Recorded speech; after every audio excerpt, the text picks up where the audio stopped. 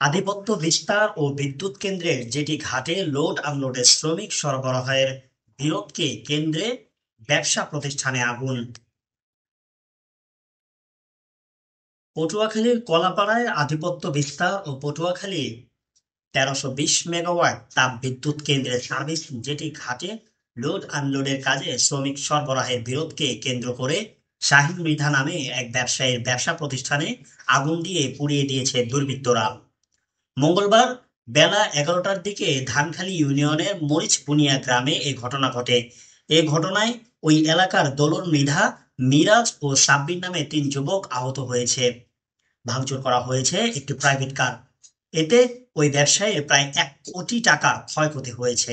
পরে fire service, সেনাবাহিনী ও police ঘটনাস্থলে পৌঁছে আগুন নিয়ন্ত্রণে আনে।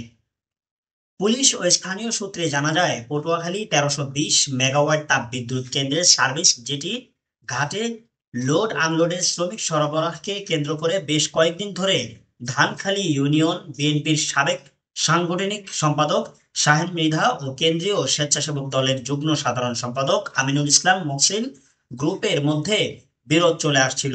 এ বিরোধকে কেন্দ্র করে সকাল 10:30টায় ৫০ থেকে ৬০ জন লোক ঘটনাস্থলে পৌঁছে ওই ব্যবসা প্রতিষ্ঠানে আগুন জ্বালিয়ে দেয়। এ সময় শাহীন মৃধা ও প্রতিষ্ঠানের ভেতরে থাকলেও স্থানীয়রা তাকে অক্ষত অবস্থায় উদ্ধার করতে সক্ষম হয়। কলাপাড়া থানার ওসি জুয়েল ইসলাম বলেন, ঘটনাস্থলে পুলিশ মোতায়েন রয়েছে, বর্তমানে পরিস্থিতি শান্ত রয়েছে। Infinity TV news, news desk.